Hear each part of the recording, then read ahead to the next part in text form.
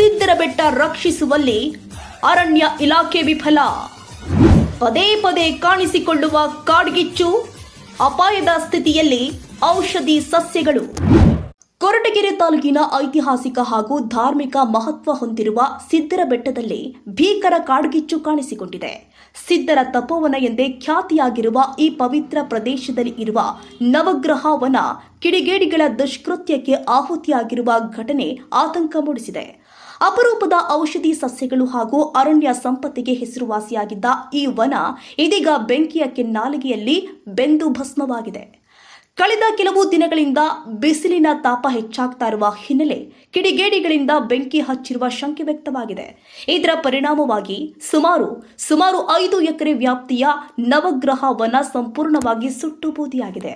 ಇಂತಹ ಪರಿಸ್ಥಿತಿಯಲ್ಲಿ ಅರಣ್ಯ ಇಲಾಖೆಯ ಕಾರ್ಯವೈಖರಿ ಮೇಲೂ ಕೂಡ ಪ್ರಶ್ನೆಗಳು ಮೂಡಿದೆ.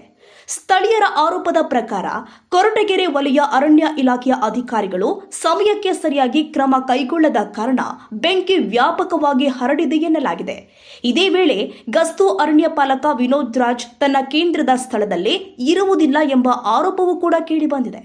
ಅರಣ್ಯ ಇಲಾಖೆಯಲ್ಲಿ ಬೆಂಕಿ ವೀಕ್ಷಕ ಸಿಬ್ಬಂದಿಗಳ ಕೊರತೆ ಇರೋದರಿಂದಾಗಿ ಸಾವಿರಾರು ಹೆಕ್ಟೇರ್ ಅರಣ್ಯ ಪ್ರದೇಶ ದಿನೇ ದಿನೇ ನಾಶವಾಗ್ತಾ ಇದೆ ಎಂದು ಸ್ಥಳೀಯರು ಆಕ್ರೋಶ ವ್ಯಕ್ತಪಡಿಸಿದ್ದಾರೆ.